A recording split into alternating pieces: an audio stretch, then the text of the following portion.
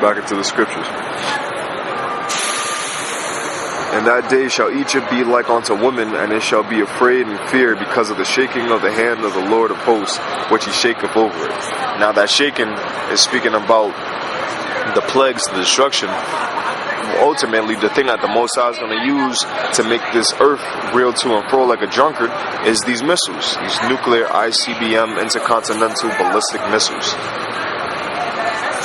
which is going to take place during the Third World War, which we're coming in the early brinks and early stages of it, to where America's enemies, even America's allies, are going to shoot missiles upon this place, to where it's going to look like arrows, fiery arrows being shot throughout the skies. So when they land, this land is actually going to shake.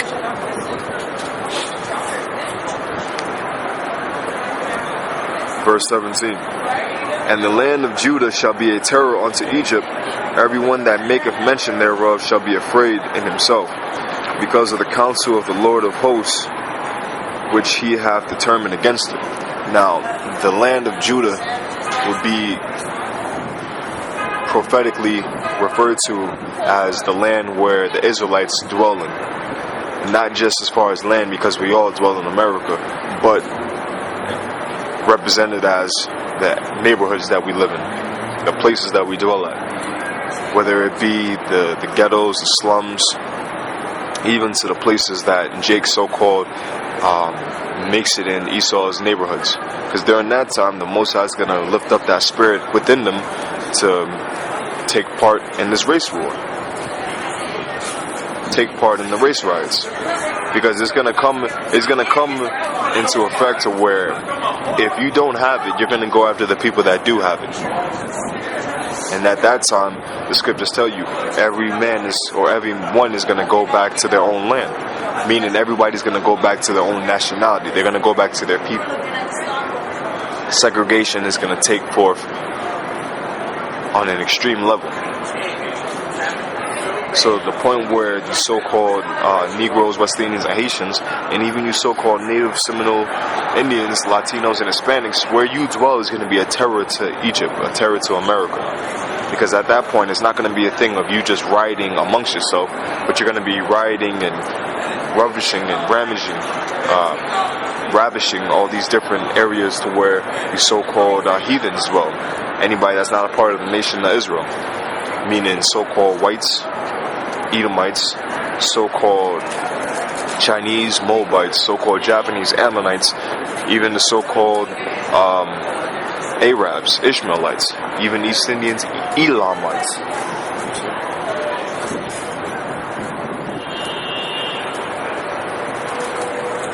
So going back into Investopedia regarding the fiscal cliff, this section is called "What are the Bush-era tax cuts?" At the heart of the fiscal cliff are the Bush-era tax cuts passed by Congress under President George W. Bush in 2001 and 2003. These include a lower tax rate and a reduction in dividend and capital gains taxes as the largest components. These are set to expire at the end of 2012 and represent the largest part of the fiscal cliff.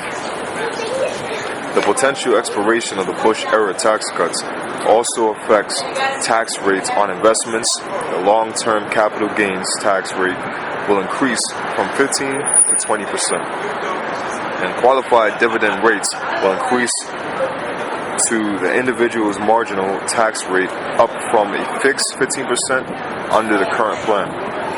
This not only affects Wall Street investors, but also retirees and retail investors who are withdrawing funds from qualified retirement plans and brokerage accounts. The current estate and gift tax exemption of $5.12 million will also drop to $1 million.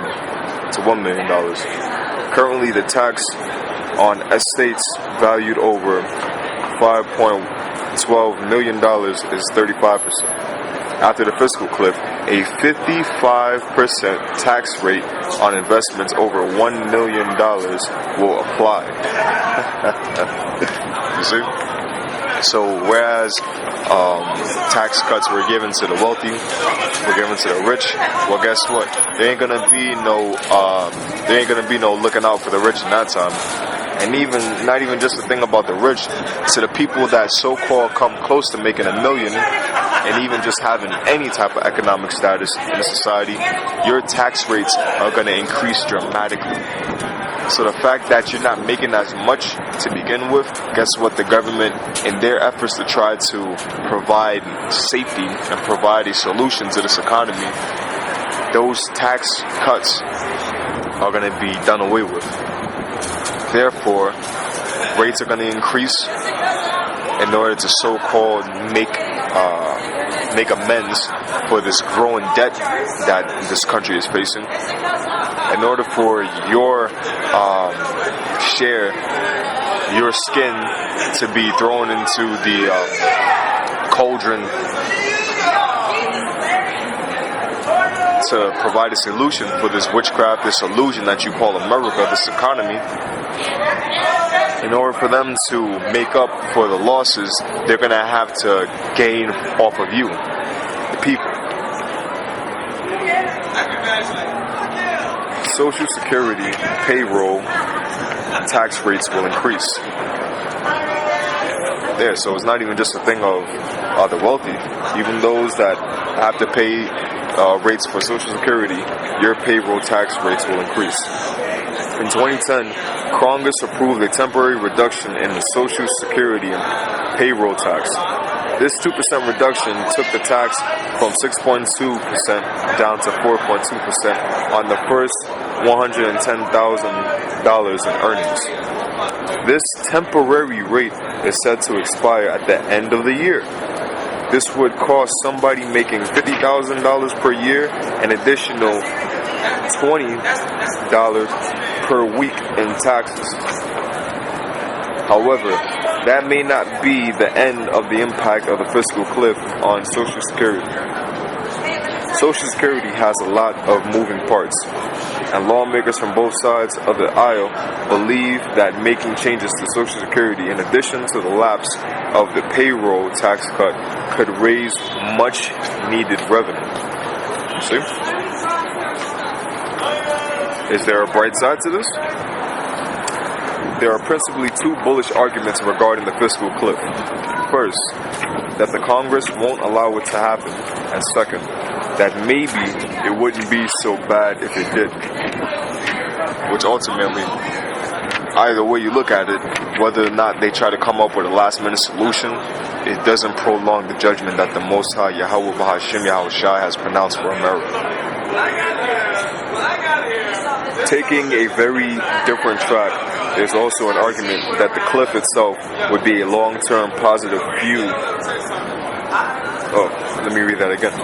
Taking a very different track, there's also an argument that the cliff itself would be a long-term positive, which is a lie. There is no long-term positive vibrations. There is no long-term solution for this place.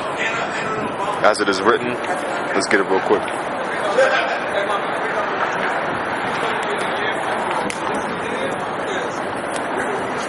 The book of Job, chapter 14, verse 5. Seeing his days are determined, the number of his months are with thee, thou hast appointed his bounds that he cannot pass. Speaking about the Most High with regards to judgment for the wicked, so-called white people, according to the Holy Bible, the nation of Esau, the nation of Edom, your days are determined. The number of your months are with the Most High, so there is no long-term solution to this problem that you're facing. All it is judgment, to where you may think yourself to be in a good case, but actually you're not. Few argue that the U.S. has to tackle its deficits at some point, and this sort of bitter medicine would be a harsh but definitive step in that direction. Although the short-term impact could be severe, recession in 2013, the bullish argument would hold that the long-term gains, lower deficits, lower debt, better growth prospects, etc., would be worth the short-term pains. And that is a lie. Because with numbers such as 3.4 million people losing their jobs and government assistance being taken out of the picture, homelessness is going to rise dramatically. And not only that, simultaneously, this government is trying to take away your Second Amendment, meaning your right to bear arms. Why is that? Because they know when the actual harsh, painful cuts begin,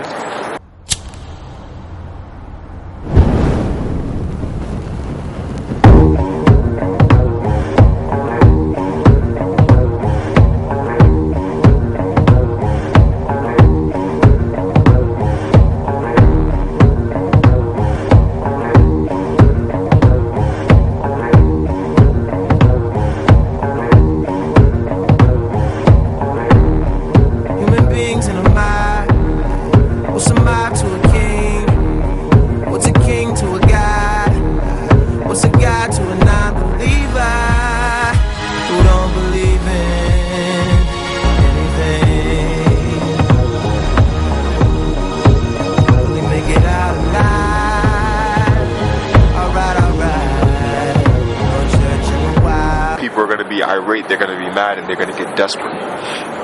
Therefore, trying to take away their firearms before they can cause any further damage.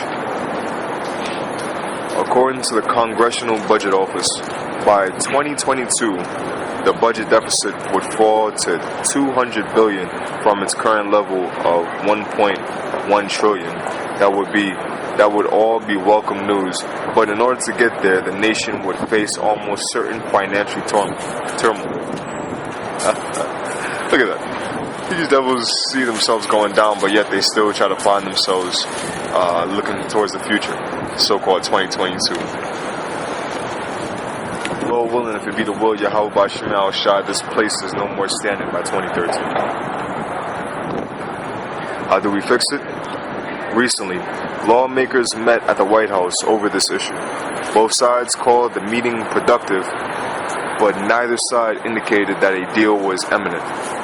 Democrats want to see more revenue, tax increases, especially from the nation's wealthy.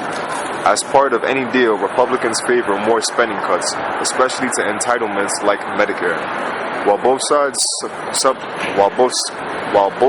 subscribe to different philosophies concerning taxation, each have indicated that they are willing to compromise on many of the more critical issues leading to January 1st. Democrats don't want to be, they want the rich to get taxed more, the Republicans, they want spending cuts to happen, to where the lower class has to take up the brunt. As it is written, a kingdom divided against itself shall not stand. Cliff or no cliff, deal or no deal, Americans will almost certainly pay more taxes. According to CNBC, it is just a matter of how much more. Therefore, any compromise will probably include tax increases, just not to the magnitude of those mandated by the fiscal cliff.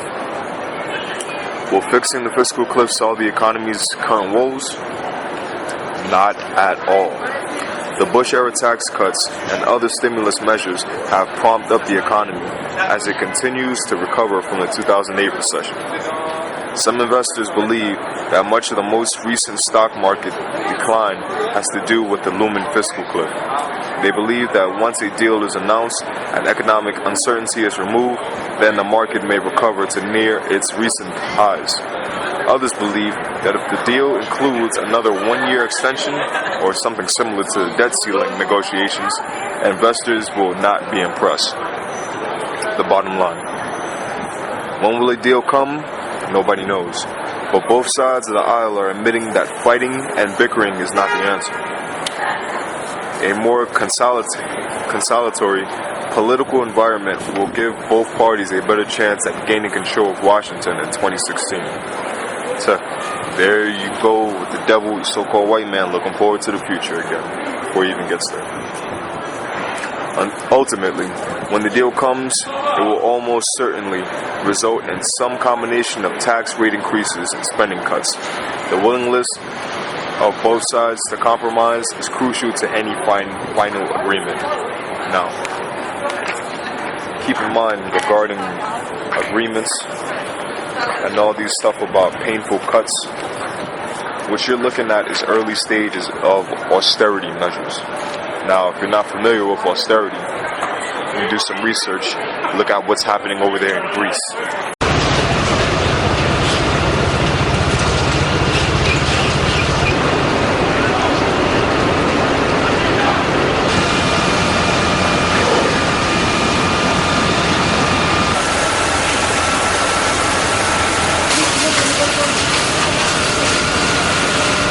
Πρέπει να την πειράτε εσείς.